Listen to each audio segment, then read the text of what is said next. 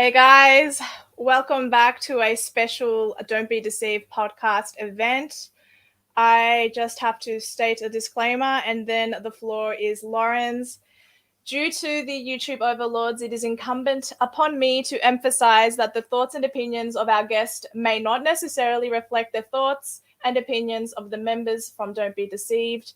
And we are advocates of freedom of speech. Anything stated in the following presentation should always be researched in one's own time so one can reach their own conclusion.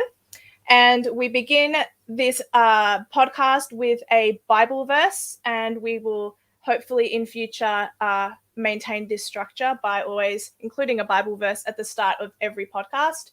And the one that has been chosen for today is from Genesis chapter 50, verse 20, English Standard Version. You intended to harm me, but God intended it for good to accomplish what is now being done, the saving of many lives. Lauren, the floor is yours. Thanks, Dia. Welcome everyone to the Do Not Be Deceived podcast based on Galatians 6, verse 7. I'm your host, Lauren Elston, and Dia Beltran is our host as well. So today we have a very important guest all the way from Pretoria, South Africa.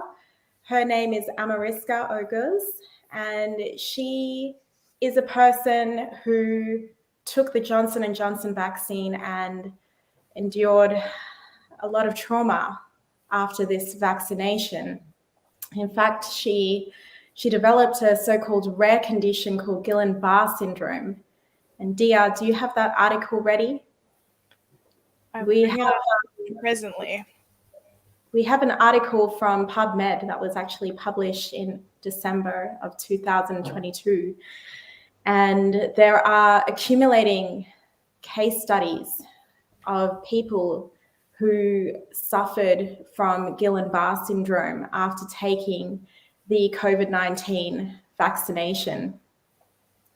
So our guest today, Amarisca, also developed this condition after taking the Johnson & Johnson vaccine. Amarisca, you there? Going to bring her in? Yeah, bring her in. Hang on. My apologies. There we are. Hi, Amarisca. Welcome. Can we hear you? She can't hear us? We heard her a moment ago. Hang on, let me just double check.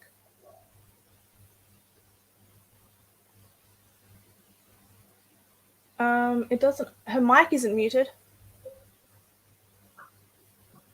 Okay. This is unusual. We were just speaking to her. Just a moment, guys. Sorry for the technical issues. Can you hear us, Amarisca? You? I don't know. I don't know what's happened.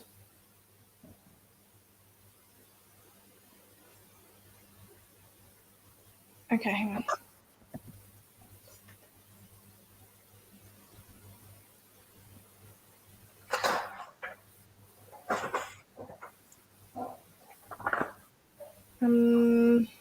Okay, she'll come back in hopefully. Amazing. All right, well, let me figure out because I had made PNGs and they don't seem to be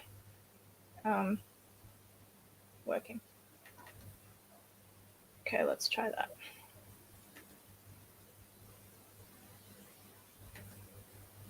That's not what I wanted to show. I mean, that'll do, but that's not what I had actually. Okay, can you see that one? Yes, I can. So if everyone can see, this is an article from Melbourne, Victoria. So there are heaps of case studies of people who have taken the vaccine who have suffered from Guillain-Barre syndrome, and they're all coming out now. And, you know, I don't think this is just an isolated event in Victoria. As we can see, it's happening in other countries as well. And Amarisca, being in South Africa, she had a very serious reaction where she was paralyzed, in fact, for 8 months from the neck down. So it's a serious condition. It's basically where the immune system will attack your nervous system. So yes, that's what's starting to happen. Have you heard of any severe adverse reactions, Dia? No, I haven't. I've mostly heard about myocarditis and pericarditis. Amarisca, can you hear us? Amarisca? Yes, perfectly. Thank you, guys. Sorry for that. That's okay. Can you hear me? That was odd. That's okay. We can hear you. Beautiful. That was really odd. That's okay. That's okay. So Amarisca, I was just sharing with our viewers and with Dia this article that I found on a scientific journal called PubMed, and they published this about the Guillain-Barre syndrome, which many people are coming out of the woods now here in Melbourne, Victoria, claiming that they have also endured this particular syndrome after taking the COVID-19 vaccine, particularly with AstraZeneca. But in your case, you took the Johnson & Johnson vaccine. Mm-hmm. If you'd like to share with our viewers your story, we'd love to listen. Thank you very much for giving me the chance to share my testimony with you all, and I really hope that it can at least help one person if possible. So ladies, what happened to me is I received the vaccine, the Johnson's vaccine, in August of 2021. And since I received the vaccine, I had to take it because my mother is very sickly and I was taking care of her full time, which I could not be able to bear the emotional thing if I had to have made my mother sick or something like that. As a daughter, you know, it's a big thing if you have to look after your mother and make sure that she's okay. So in any case, I took the vaccine, and within 1 hour of receiving the vaccine, I started to like as soon as they injected it, I could feel that there was something like feeling not normal. However, I still had to go to work after receiving the vaccine, and I was driving there, and I got to work, and my boss said to me, because I started to cough all of a sudden, and I started to feel bad, and that was some of the side effects that they said you will have because you'll pass within a few. So I actually ended up being really sick. My boss saying to me, Amarisca, it's fine, you're really sick. Luckily, it's Friday. Go home the weekend, and Monday you'll be better. And I just ended up never getting better again. The flu symptoms had me in bed, raving with fever and everything, and feeling so sick. And then I ended up feeling I got a bit better, but I always within that space since I got the vaccine until I completely collapsed and became paralyzed, I always had this feeling that I was wanting to faint, that my body is having pins and needles, I'm having headaches and things like that. And I always said to my mom, something's not right with me. I don't know what it is, but there's something not right. Until Christmas Day, I went away on holiday for the first time in a very long time to visit my family in the Garden Route. It's quite similar to the Gold Coast on your side. It's beautiful, very beautiful, but not as magical as the Golden Coast. I don't know about that, Amarisca.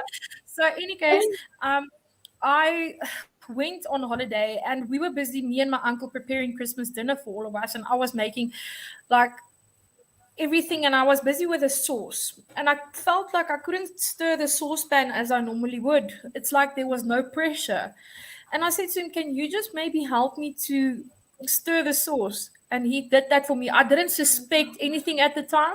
I thought perhaps it's because I'm tired or it's a lot of stress or whatever that might have caused it. We had dinner and everything, and the next day I flew back home to Johannesburg to drive back to Pretoria. And as I was driving on the highway with the car, I could feel my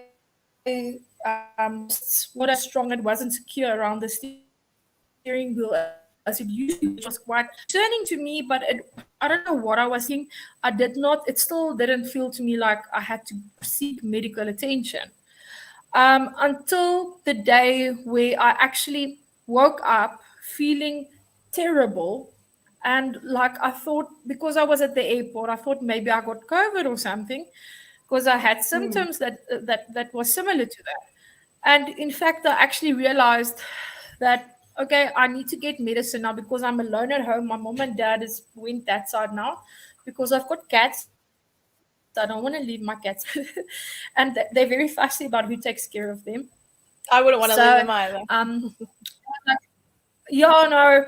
And then my mom and dad was that side and I was alone this side. So my mom called the pharmacy up and they said that they will deliver for me, the COVID package, the whole shooting that you can drink now with your vites and everything.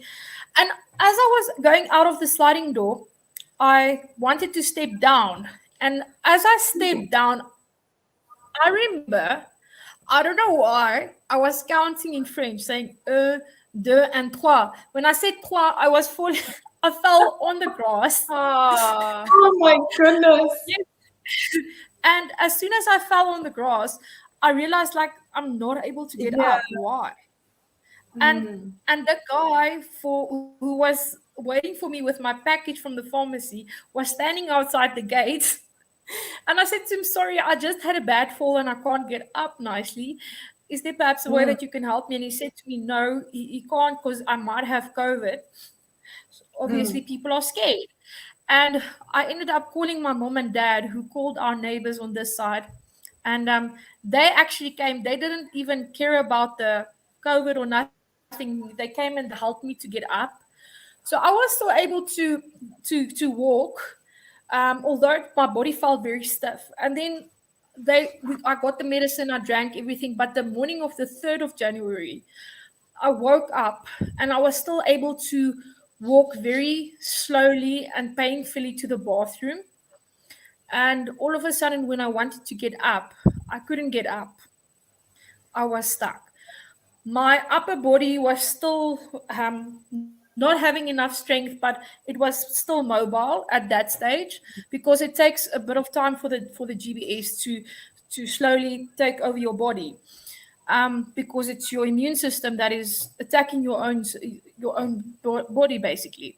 Yes, yeah. I sat on that toilet for 45 minutes, and I was thinking to myself, what is going on? What am I going to do now? And I've tried every possible way to push myself to get up, and I decided, okay, so now I have to do a brace fall, and I just like fell to the side. Luckily, my bathroom and my bed is not too far from one another, and I had to crawl basically in a way to get to my bed and to get my phone because my phone was not in my hands at that time. I called the neighbors and my parents and everyone, and I ended up like everyone coming here, and the paramedics that came to my house said to me, they can't take me to the local government hospital because once again, I watched, like I said to you guys, 60 seconds. I watched it. I saw you guys have a lot of problems with the government hospitals on that side. I promise you, it can get worse. I promise that to you. Literally, ladies giving birth on the floor in South Africa, in the government hospitals. Things like that, yes.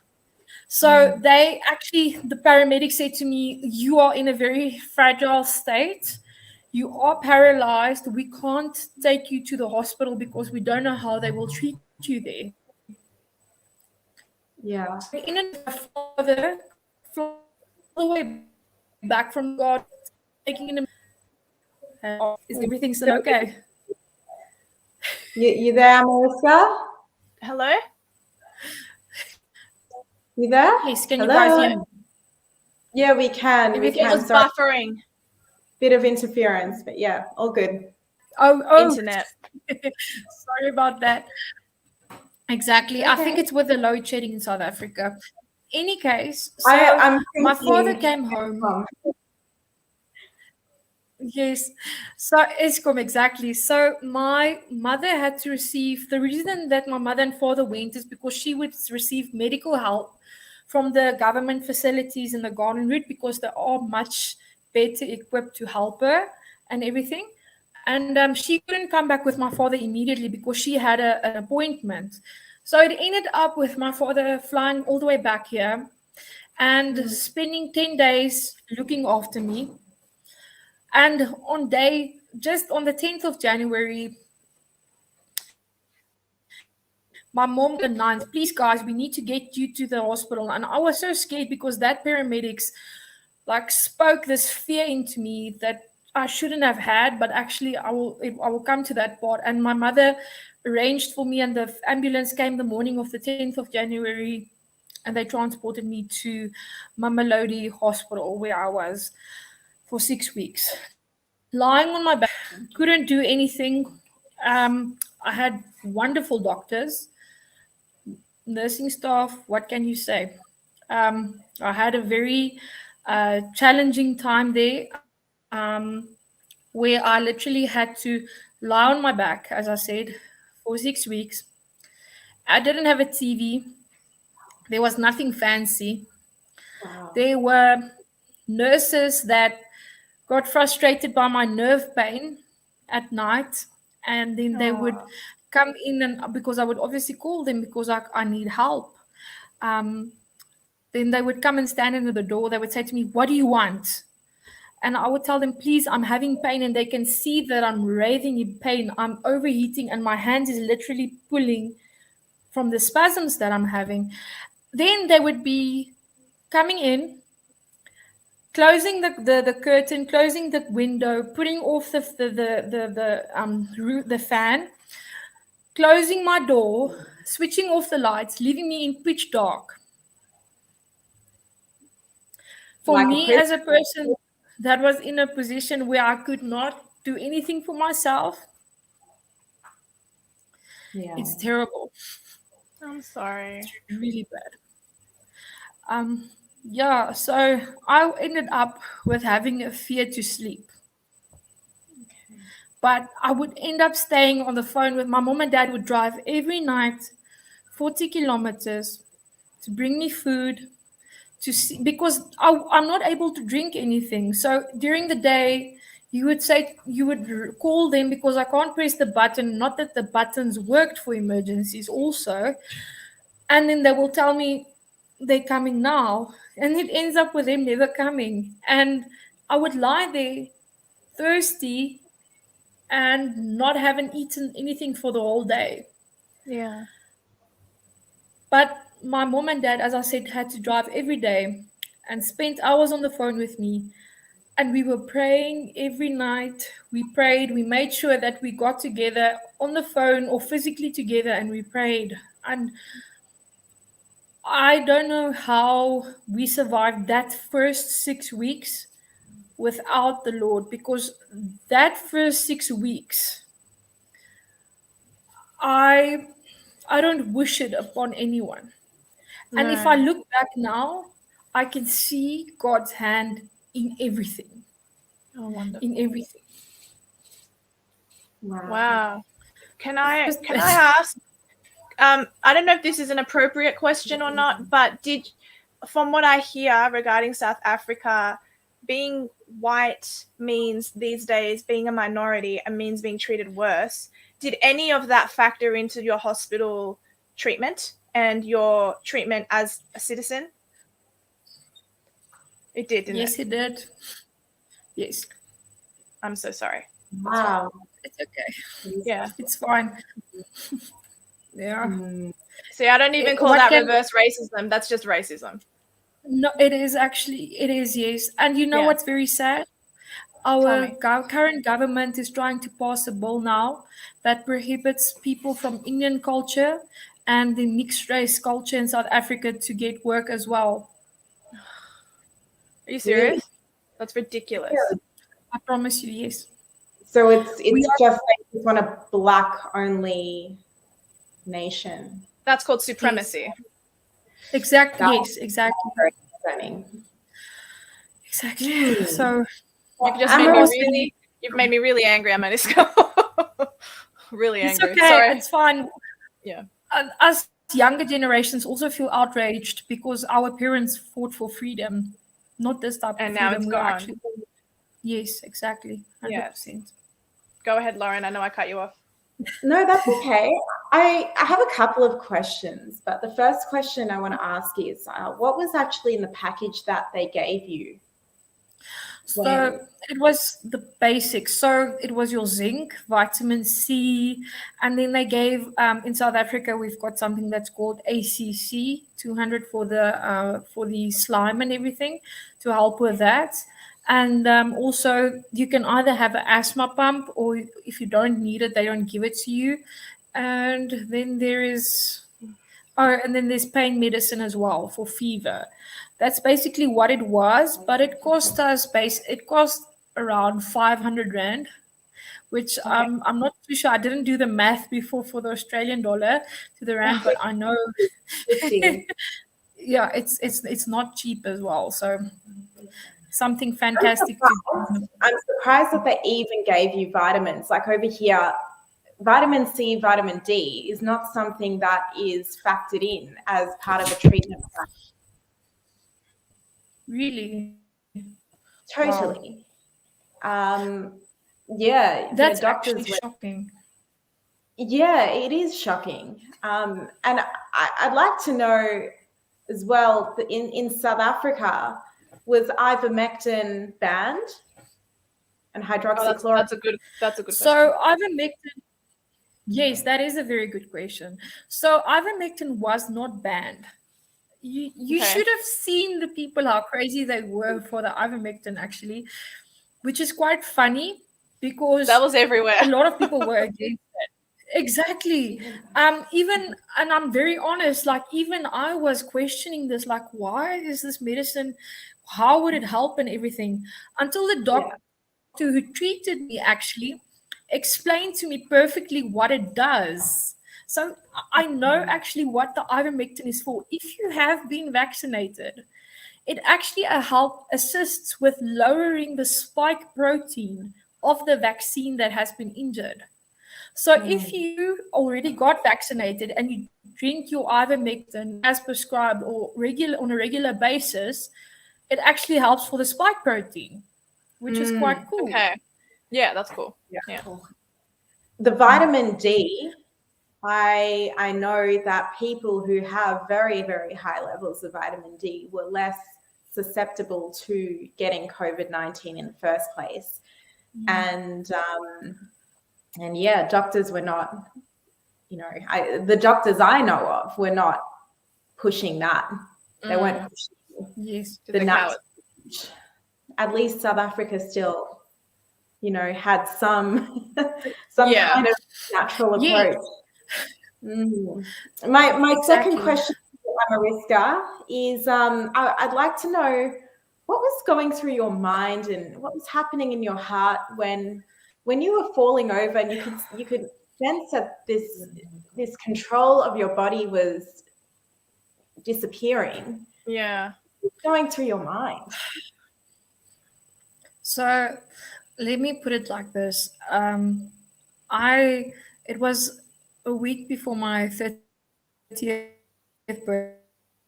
I was at, and anyone who goes these, sorry, I think it buffered. Did you hear me? We said 30th birthday. Okay, so that's what we heard. 30th birthday. Yes. So it was a week before my 30th birthday that I got admitted to the hospital. And as you guys know, if a lady turns 30, it's a big birthday. It's like you celebrating your, like, it's a step in, you understand, your approach to life, because in your 20s you mess up, but in your 30s, everything that you messed up, you take it all together and you make it this wonderful, you've got a chance to make it this wonderful thing and to actually, you make it something beautiful in any case. So I was excited for that. I was even talking just in September of 2021, I was telling everyone, I'm turning 30 next year. I want to have a big birthday. I want to enjoy myself. And obviously I ended up in the hospital. So when I was in the hospital, I asked everyone that I saw since I got admitted. The first thing that I asked them was, "What is the time? What is the time?" They know if they saw me, they would tell me the time. And I realized that that was a trauma response, not because I really wanted to know what the time is, but I wanted to know, when can I go home? Wow. When would it be on me to go? And spending that time in that bed and knowing that I'm losing complete control of eating, of drinking, of everything, my life, my animals. I was looking after my mother and my father, everything like that, knowing that I am losing that. Yeah. You know, I want to put something very plainly. I lost all of that very temporarily because I do have the ability to gain it back. But I gained something much more important. Sorry? Sorry, I didn't mean to interrupt. It's just that temporarily you lost what? Because your parents, who was taking care of them and your cats? So my father ended up taking over the role of working, looking after my mom and everything. So he has a lot of pressure on him, and she also had with being sick, she had to do everything. But what I temporarily lost is the fact that my ability to manage my own life, to do my own things and everything, I lost that temporarily because I am working towards getting back to that and even more. So the one thing that I have gained is my faith is much stronger. My mental health, my mental endurance, because of what God has given to me, and the conversations that I had with God in that bed is, I don't think people realize that we all have this concept of what we want to perceive God as. But I think sometimes going into darkness and seeking his light, and then finding sometimes that you had to be in the darkness to see that light, it creates a whole different relationship with your Christianity. Absolutely. And your relationship with the Lord and with the people around you. So may I ask you, Amarisca, what was your faith like and your faith journey like before, in contrast to the depth? It doesn't even seem like you're closer. It sounds like you have a more depth, more something. It sounds like it's really completely different. But if you could give us an illustration of the before and after of your faith, could you? Yeah. Yes, of course. No problem at all. So before, what happened with me is that, as I mentioned to you guys, I was married before to a Muslim man, and he converted to Christianity during the course of our marriage. And he ended up leaving me. He just one night, he didn't come home from work. And I got a message, him saying he's on his way back to Turkey. He left me. Completely, he abandoned me. And when did that happen? To be very honest, it happened in 2017 September. Not that long ago. And it is, yes. And you know, when he left, I had a type of anger and resentment in me, because I grew up with parents who's been married for 34 years, grandparents that's married for 60 years this year, 58 years, you understand? So for me, personally, marriage is a sacred bond, and if you make that promise to a person, you withhold it. But darling, it's not your fault he left you. Do not hold that onto yourself. That is not fair. Okay, good. Okay. Yes. But that's the thing. I was resenting myself. I get it. I was angry at the Lord because I questioned him, like, why, Lord, why? Because within the course of that marriage, I ended up with follicular thyroid cancer. And yes, exactly. It's been a long ride. It's a lot of layers. Exactly. It's a lot of uncomfortable, horrible, sad layers. I'm like an onion. You think you've peeled the one layer, there's another one. I just don't smell that. That's a great Shrek reference. I'm sure you smell lovely. Thank you. So, I was really upset with the Lord, and I had a lot of questions, because I don't think anyone walks away from a divorce unscathed unless you felt completely nothing. So for a while, I was ruining myself. In ways that a person who do not perceive themselves as good enough will ruin themselves. Right. Got into a very reckless and bad relationship, abusive and everything. Yes. And I actually remember one morning after I had a very bad fight with that partner of mine, not my ex-husband. I actually stopped my car in the middle of the road, and it was very early. I just came from gym. And I got out of the car and it was raining, and I said, God, why? Why do I go through all of this? What is your reason? I never got an answer. But when I was lying in that bed, in the hospital that 6 weeks on my back, I started to slowly understand why.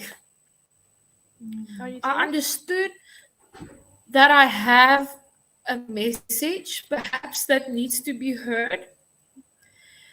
And that perhaps there's people that can learn something from my situation, hopefully, and they can know that they are not alone. To me, that is the most important thing, because there's so many people that think that they are not good enough and think that they are not perceived godly enough to reach out and ask for God's help, love, and forgiveness.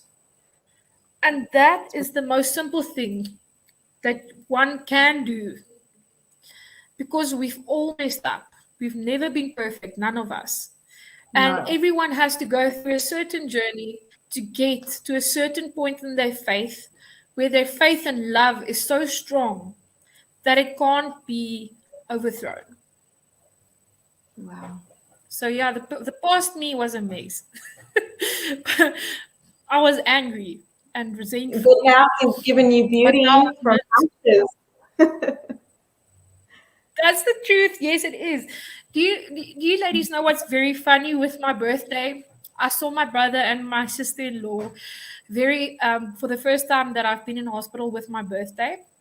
I actually sent you the video. They brought me the cake, and they tried to make things as nice as possible.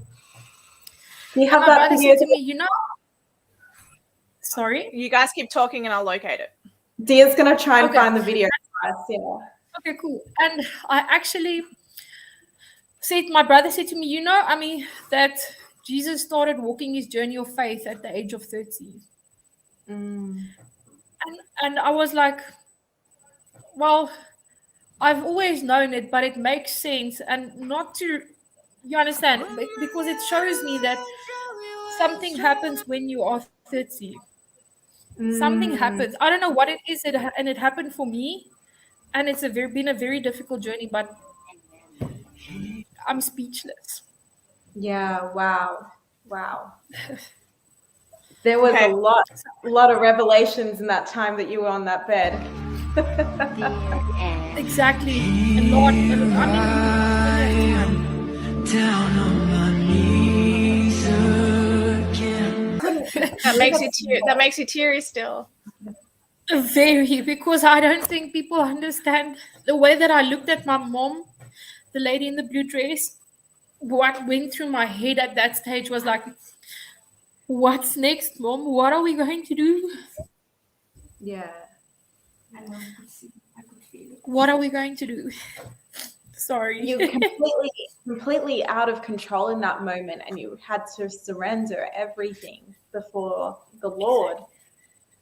Exactly. That is, it's a confronting place to be. To completely be out of control, but that's when he comes through. That's the very moment that he comes through. There's another one that I really wanted to show because it's progress. And it's the progress where Yes. your hands are starting to work again. So I'm going to play that one because that one, I really Yes, like there's that a one. And I love beautiful story I want to tell you guys. Okay, cool. And I love the music you chose for it too. Show me how strong I am.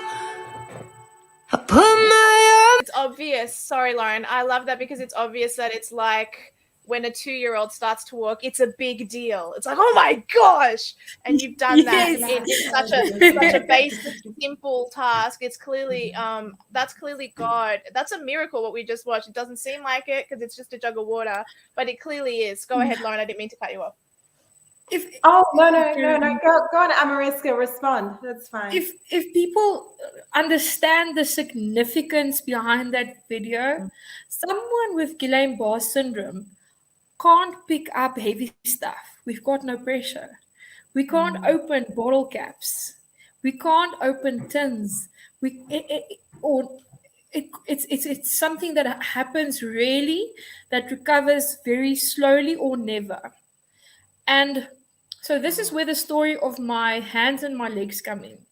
So I always joke and I say legs and hands, feet and hands basically, is like electricity and water.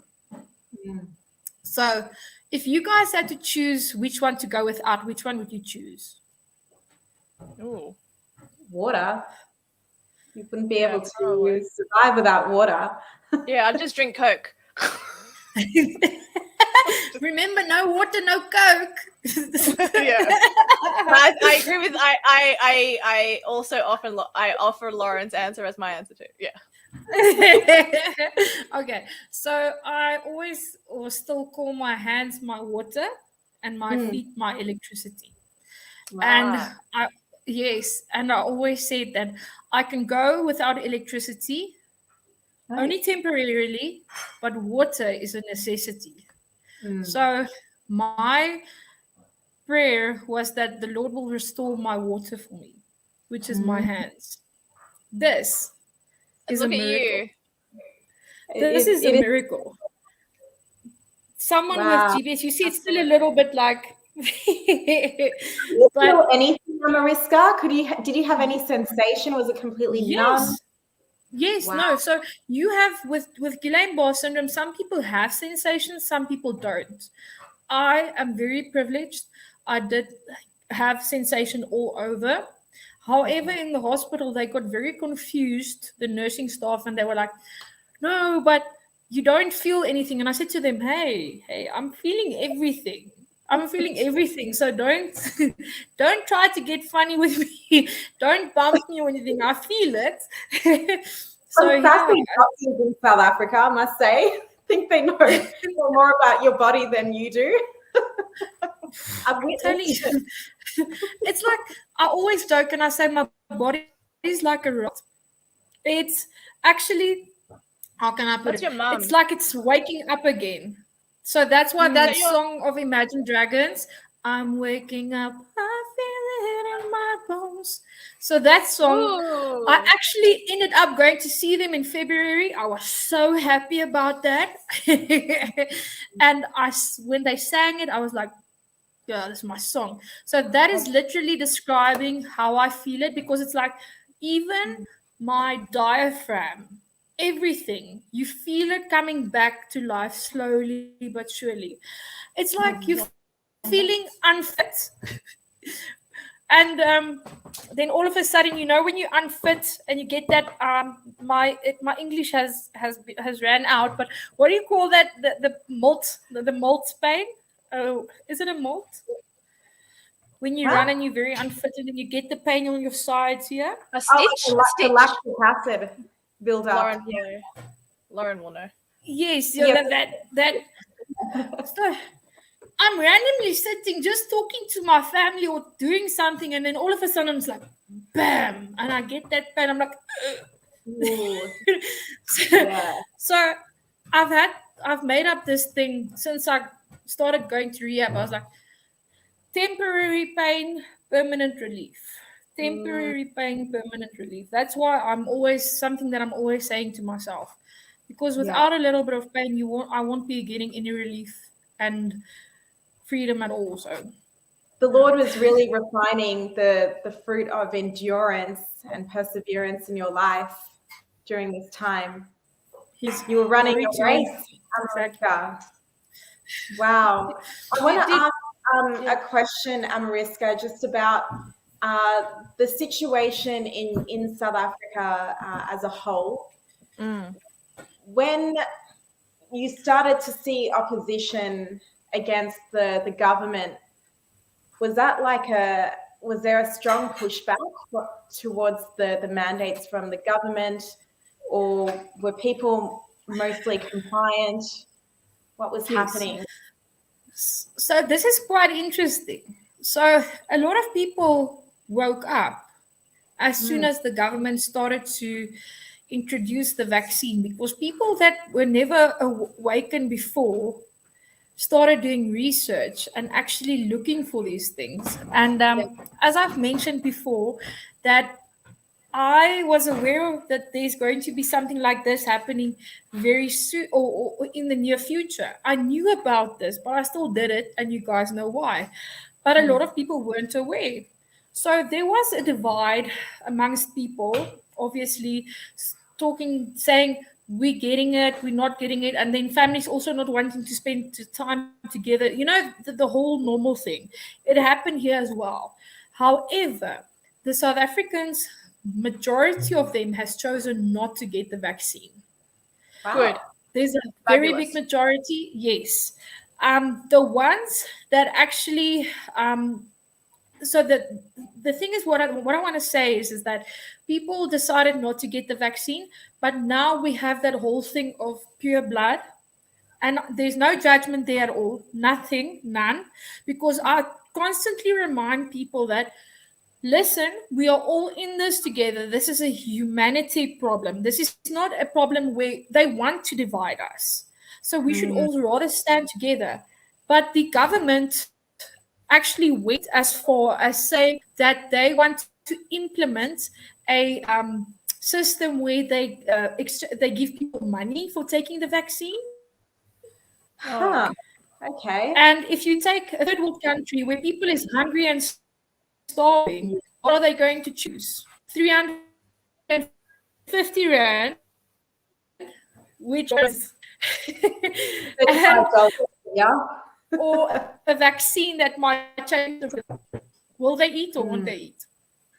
It's a very bad thing that happened. And,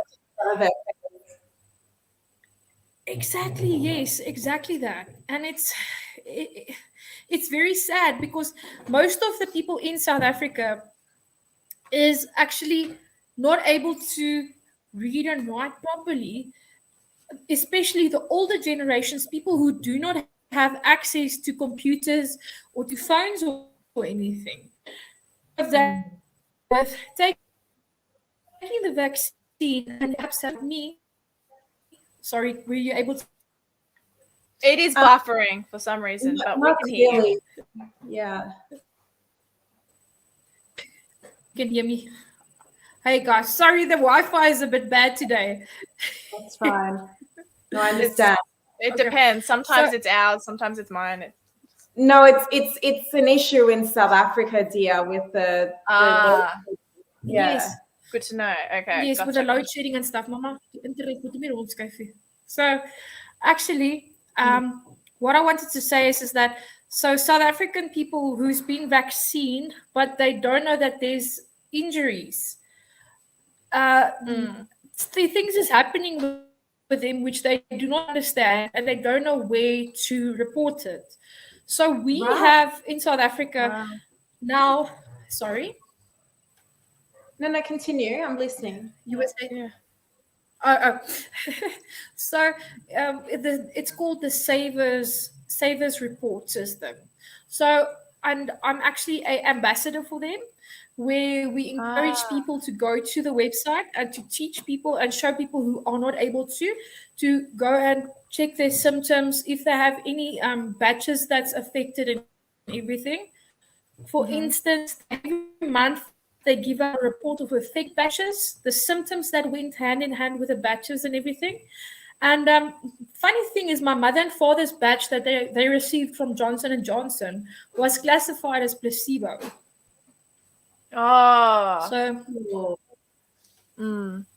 Huh. Placebo. That opens a can of worms. Okay. So your mom and dad Well, got the we can placebo, either but open not it or you. yes. The prime person is like taking care of them and everything and trying to be responsible, and then I'm being treated irresponsibly by my government. So Was there how a wonderful reason is you that? chose? Yeah, wonderful. Was there a reason you chose to get the vaccine in the first place? I don't know whether you stated that at the start, but just in case I missed it, was it for your livelihood? Was it for your No job, problem. or did you just decide to? It was for my mother. I was taking care of her full time while studying and everything. So I'm the one that's going out, getting the groceries, getting into contact with most people and everything. So she has a respiratory, her respiratory system and everything is affected badly. So if she had to get a respiratory disease or anything in that regard, she would pass away, to be quite frank.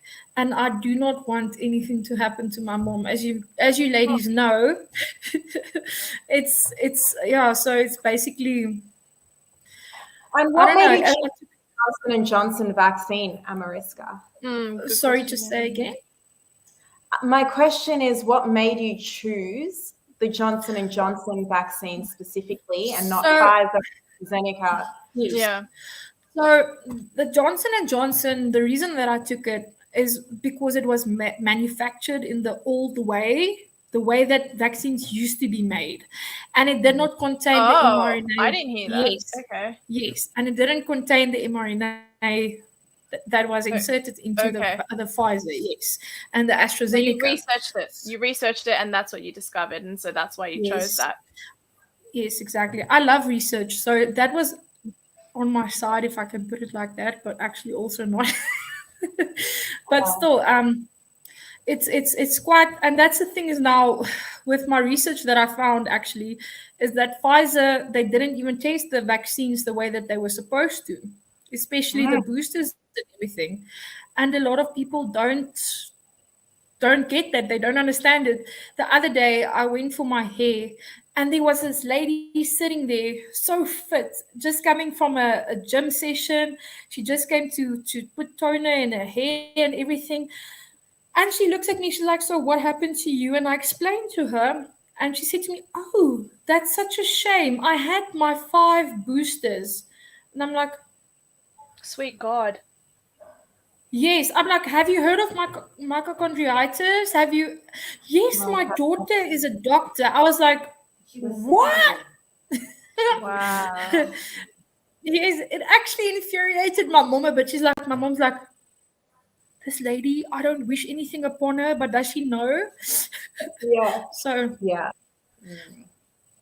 it's quite bad. And if there is no symptoms or anything that happen, injuries at the moment, long term they say is the thing that people should worry about. It's not the immediate symptoms, it's the long-term symptoms. When all of this has passed and everything, ladies, their fertility that's been affected, their cycles that's been affected, things like that. This was not tested properly and it should not have been administered at all. This is actually, as my doctor called it, a bioweb, to be very frank. Who is your doctor, Amarisca? Who in South Africa? Who did you? So my doctor is 𝘋𝘰𝘯'𝘵. He was with Michael, the other gentleman that was with you guys 2 weeks ago. He was speaking with him as well. Yeah. Yes. And Dr. Rapiti is a... Yes, of course. I will talk to him. He's a highly intelligent and wonderful gentleman. He treats not the symptoms, he treats the condition. And he loves to investigate. So Good on him. obviously I'm busy with a court case and everything, and he did my medical exam for me to make sure that everything goes accordingly and right for me. So, and it was proven that it was definitely the vaccine. We should discuss the trial if you're allowed to. If not, then obviously we won't touch it. But if we're allowed to discuss the what you're trying to do and what sort of a precedent that could set, let's get into that, because I think you are an incredible human, and maybe as horrible, of course you are, and as horrible as what you went through is, maybe you're the voice that will be the domino effect and the catalyst for something greater in the future. Absolutely. That will make me incredibly happy. That's why I'm not scared to put up a fight. So currently in South Africa, everyone is talking about the people that's trying to sue Pfizer, but just the heads up, the COVID Care Alliance has been there since since last year, and actually January they were supposed to have a court like a sitting with the government, and the government didn't show up. So what they are trying to do first now is they're trying to get South Africa to halt all vaccines from administrating the vaccines, and also to get them to not vaccinate children until the vaccine and the side effects has been properly researched and taken note of. But the government is merely... Sorry? Which could take years. Yeah. Exactly, yes. Exactly. Realistically. So the government is basically trying to do this, but the lawyer that make I have... it a maze.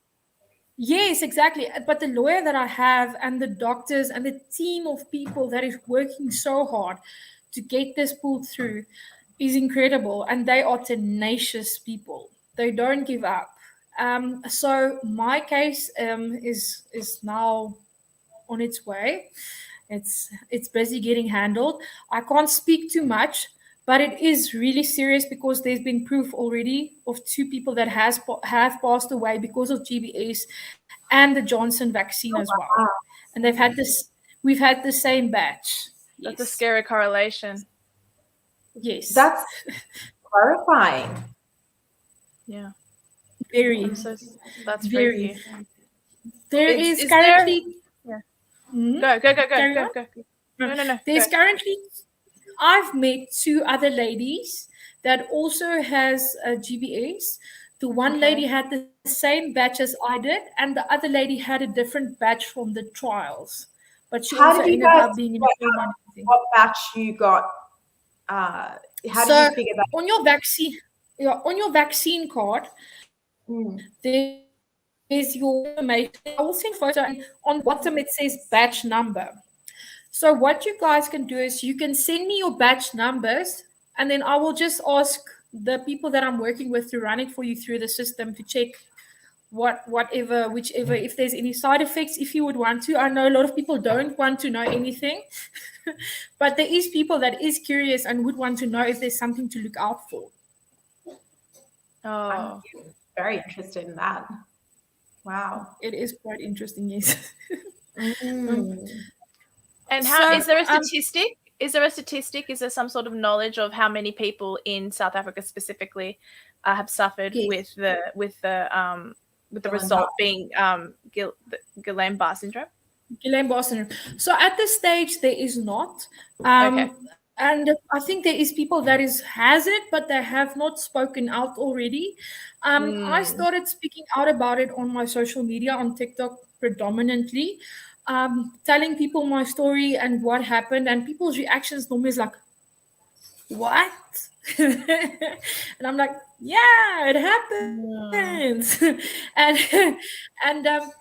through that, I have actually found, as I said, quite a lot of people who has either made direct contact with me or with savers to like say that this is what is happening. And maybe the one lady especially, both of them actually, the teacher, she didn't know what she had.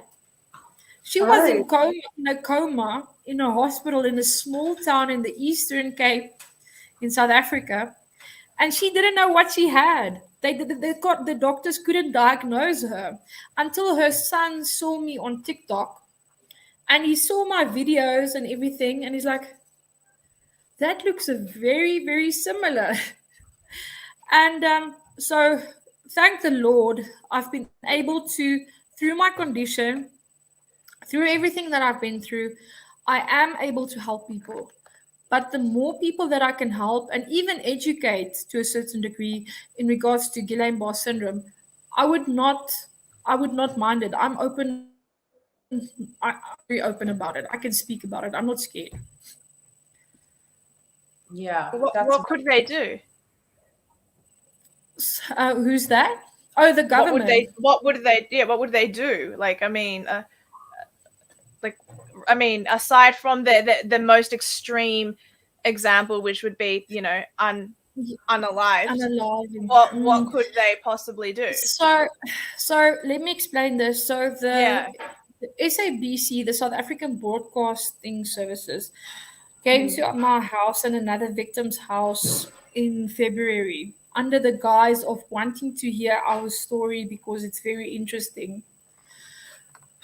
We told them our story. We thought the lady would represent us accordingly because we have been through a lot of trauma. Never with mainstream. We ended up being made a mockery of by the Professor Maddie sitting there in the chair. He's the head of medicine at Wits University, Johannesburg. And he's actually responsible for so many things. But that's the thing, is like, he said, my doctor actually made a comment saying, I got Guillain-Barre I got the COVID, because I had COVID when I was in the hospital while I was paralyzed as well. I got COVID. And the doctor said, if your vaccines were so successful, then why did Amarisca end up with COVID while she was also paralyzed in the hospital due to Guillain-Barre syndrome? And he spun the story in circles, and within 3 weeks, it came out that the vaccine efficacy of Pfizer is being questioned. And he was on the news again, and he didn't know what to say. Oh. Well, so Pfizer has a terrible reputation. It's weren't they in a lawsuit where they were sued for like $1 billion? Was that the figure? Correct me if I'm wrong. But yes, medical fraud, the biggest case of medical fraud in history, was thanks to Pfizer. Why on earth are people lining up for their vaccine? It's beyond comprehension. Because they're sheep. Well, it's a massive hypnosis. We need a shepherd, and they're being shepherded the wrong way. Exactly, that's a thing. And even my close relatives also, they went for Pfizer, and they were like, they're going for their to get their boosters and everything. And I was like, why are you guys going for boosters? Do you not see that I'm sitting in the hospital and I'm suffering and I'm going through a very difficult time and everything? No, they went for their boosters, and I was like, well, you're right, but the sad truth is that like all of my family except for the kids is sadly jabbed. I'm the only one that fought against that, and it was a very, very difficult moment, but nothing compared to what you've been going through. But the point being, it's not that known. We seem to, anyone who's been jabbed isn't really that affected. Like I was saying for the longest time, if you get jabbed, all these things are going to happen to you, and it was only like 1 out of 10 people that it was happening to. It's actually not as it's not the whole population. Like if everyone that was jabbed, something really bad happened to them, it might have woken more people up. But in a sense, we have to be thankful that it didn't affect people that way, because then I wouldn't have my parents, I wouldn't have my brother, I wouldn't have my sister, I wouldn't have so it's actually it's still not it's still not going to be prevalent because it didn't happen to everyone. The effects that happened to it's a case by case type of situation. 100%. So it's not obvious. What'd you say, Lauren? Yes. Many factors involved. Many factors. Many. I always say follow the money. Big pharma, follow the money. The thing is for me is that I'm really sorry, dear, that your family because I feel sorry for people that chose differently at that time. Because I feel personally, emotional and psychologically, we were all put under a blade, if it makes sense. Choose or die. Choose or die. That's you understand. And if you didn't take it, then obviously the assumption was you're going to die. And unfortunately, yes, I thought that is to the extremes where it went. But family and friends and everyone need to realize that was a time when the world was in a state of complete chaos. True. People are starting to wake up. People are starting to wake up. I want my mummy now. I want my mummy to give me a hug now. People are starting to wake up now.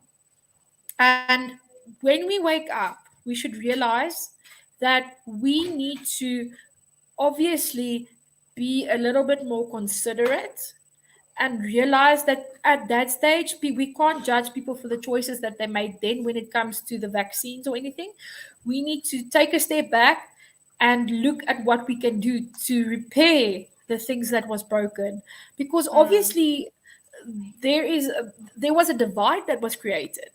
Not only amongst humanity, but amongst families and friends as well, social circles, work, people that, like my brother, that was forced to take the vaccine. And my brother is a complete devout man of faith.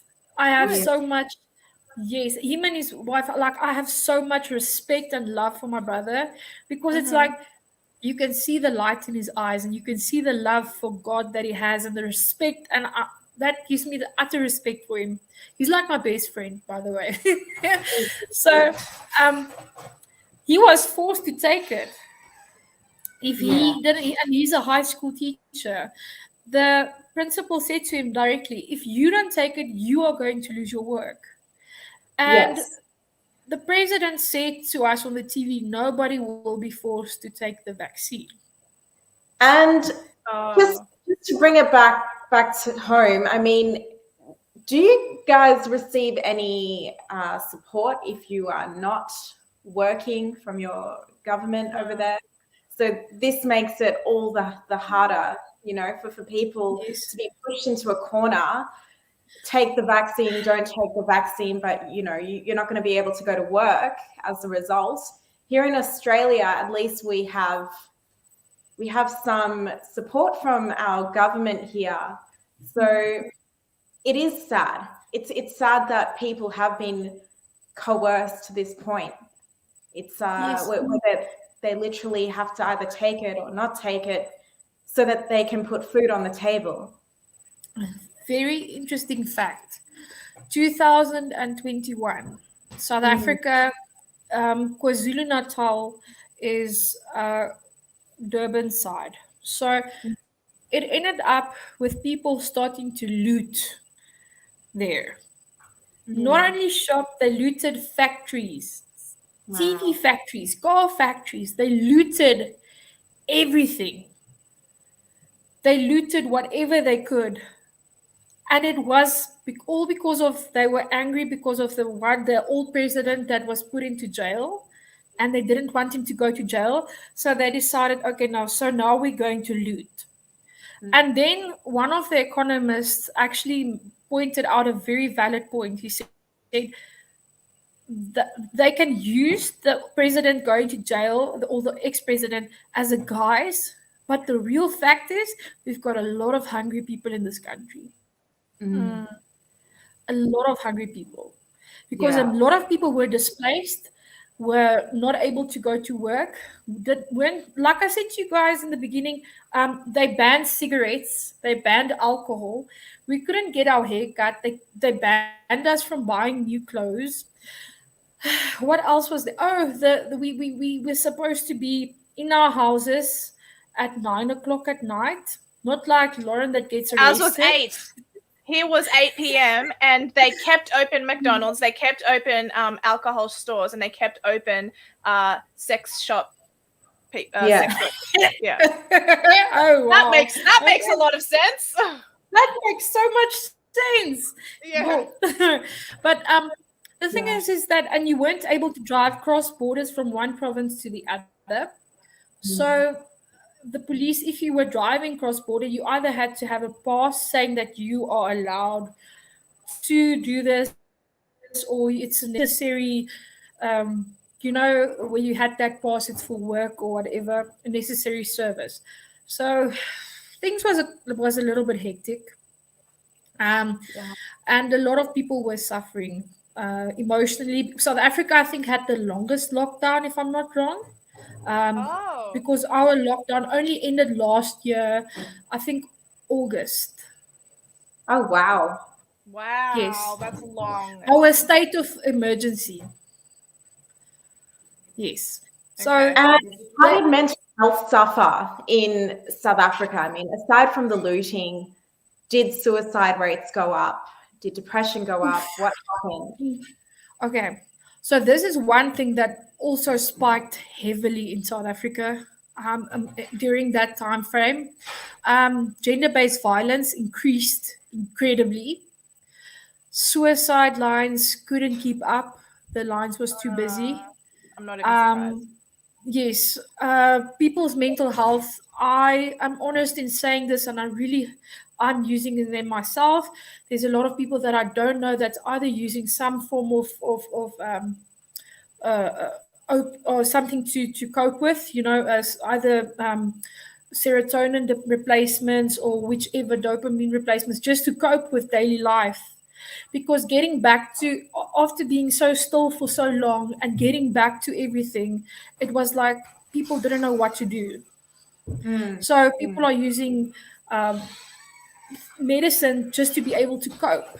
So that has also gone up, actually. And it's sad that we have all had to go through that period in this world. We're so used to being and having. Amarisca, you there? Sorry, am I? Is it yeah, back? yeah. Is it okay? Say what the last thing you just said again.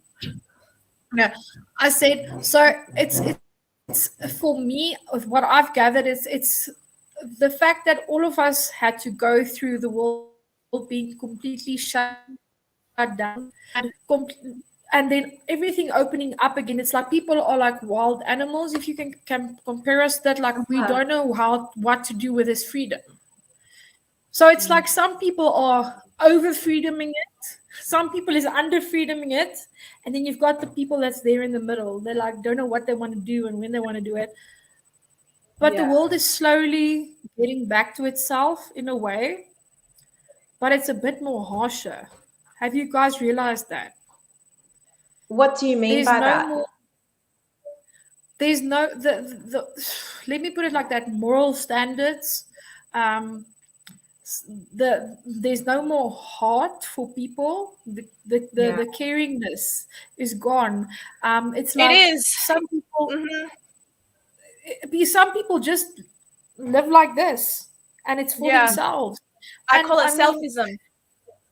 Yes, selfism. That's a very good expression. Selfism. I'm going to use that. That's exactly what it is. So, yes, and like moral values, it's like being challenged all the time. And wokeism, they're like trying to see how woke can you be, and this whole woke agenda has caused a lot of controversy in the world, and people to like, I mean, it's very I'm noticing some of it is good and some of it is not.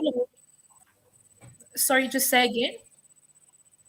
I'm noticing that South Africa is slowly starting to become a lot like Australia and the USA in terms of political issues.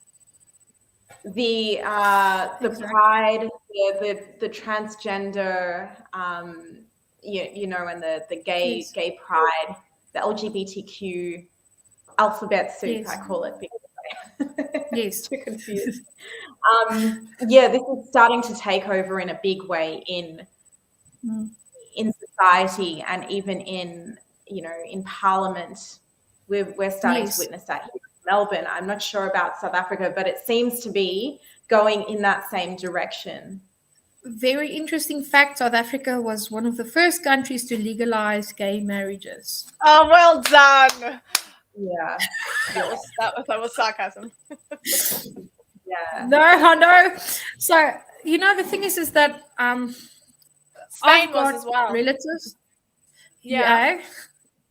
So I've got relatives and friends whom I love dearly, who is gay, whom I respect, and we all do. I don't. You understand? It's their life choice, and it doesn't mean that you always have to agree with that life choice or that it is for you necessarily. But I do feel that there is a bit of an agenda that's being pushed down on people that not even a bit. It's a big one that's being pushed down on people, which is incredibly it's a very difficult thing, because it's the thing is it's people that you are working with, and it's not only, you understand, it's people with views and with feelings and with thoughts. So I always say to myself, love people, just love them, because God, even Jesus, loved everyone for who they were. Yeah.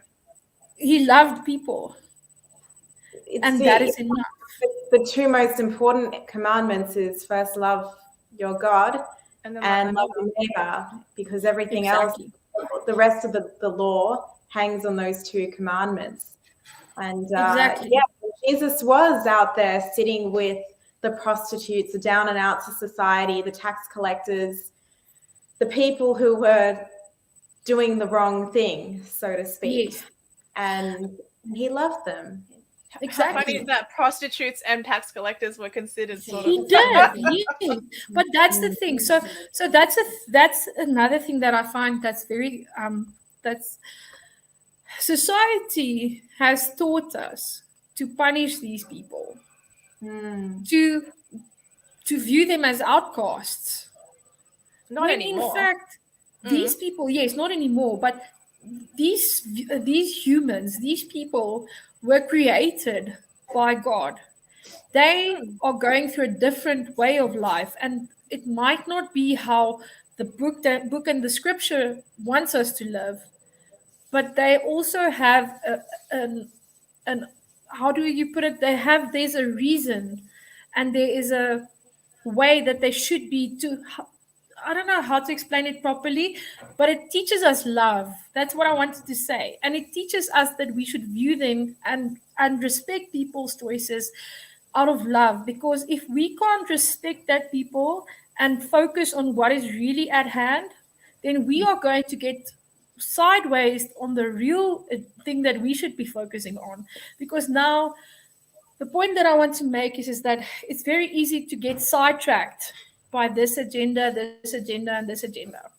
But with God, there is no agenda. It's just to love your neighbor as you love yourself. Even more. Jesus tells us to love our enemies. That's hard.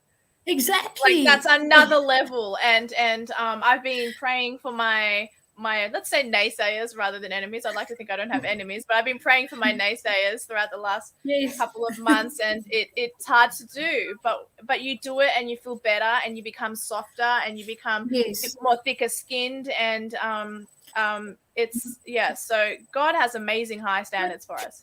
Exactly. But dear, that's the thing, is that we get so caught up with our human perception of what religion and what God is that we miss, for me personally, I think we miss most of what you understand, the core of what everything is. And it all comes down to just showing love and respect.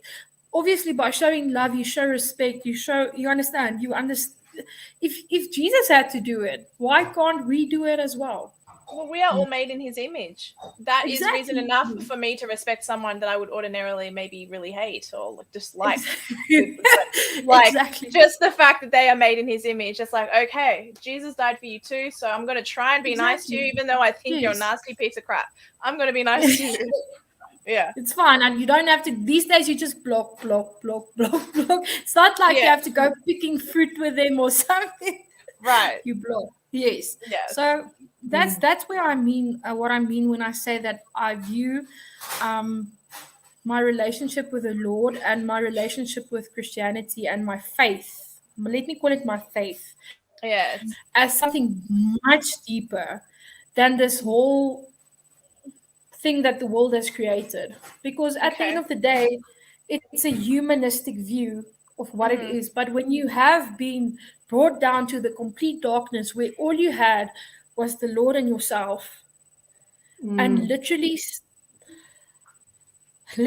only speaking to him and hearing his voice, that is what it comes down to. Because at the end of days, when you are passing away, when you are going to the gates of heaven, please, Lord, you will be the one answering for everything that you've done. Not your friend, not your co-worker, not your mother, not your father, no one, you yourself. Yeah. And you can't talk yourself out of things, because it's not like talking to a manager. You're talking to the Creator. You're talking to the Lord. You understand? He knows everything. Yeah. So have good intention towards people and have intention of love, even though you don't accept or agree with their point of view.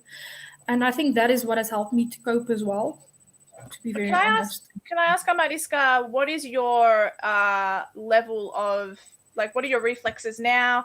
Like, compared to how you were when you were completely functional to now, are you 70% healed, 80% there, just 20% left? Like, do you know what I mean? I would say 65%, to be let's be very honest. 65%. So you have some way to go. Okay. Yes.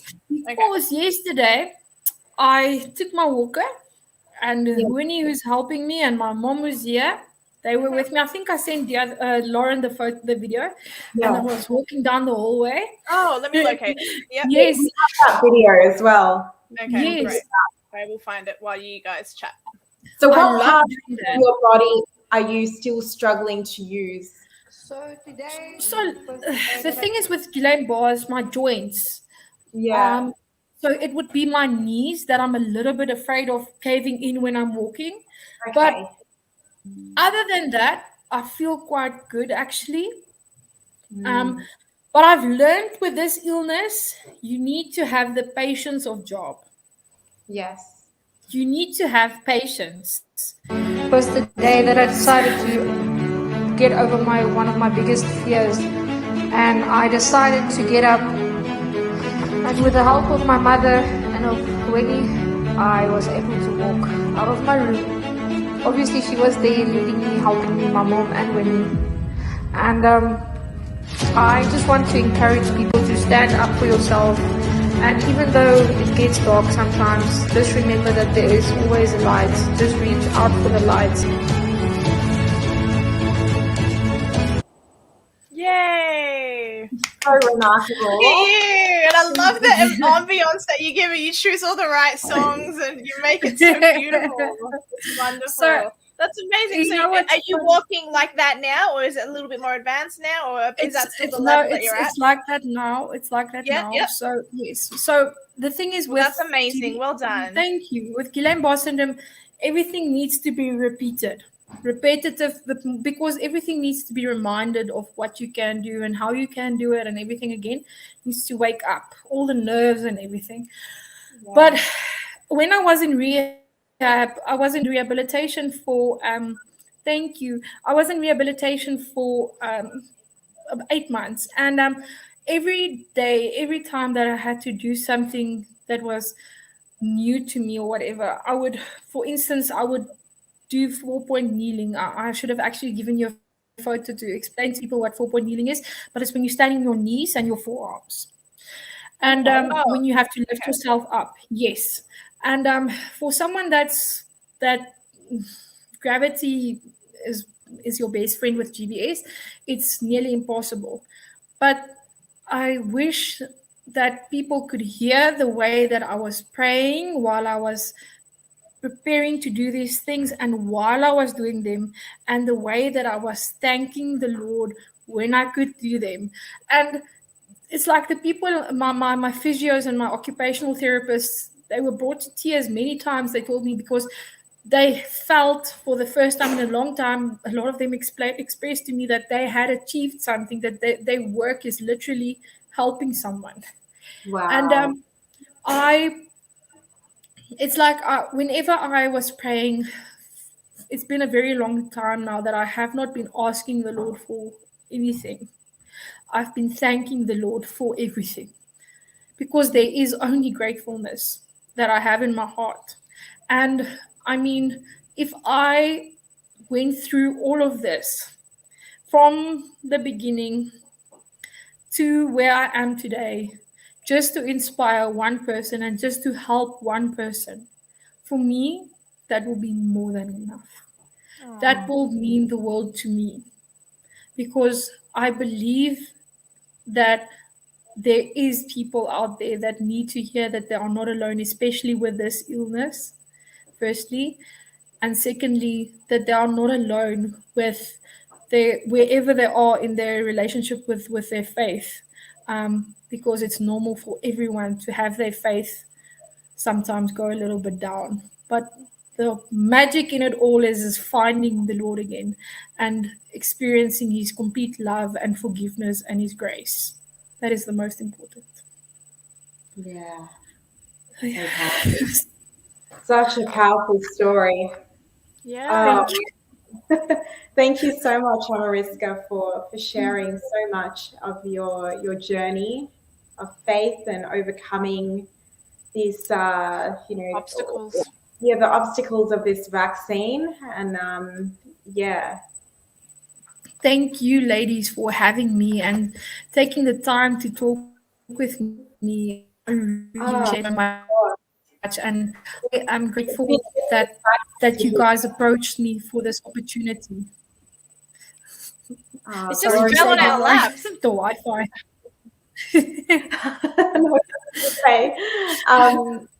Yeah, so it was very insightful hearing what's happening in South Africa.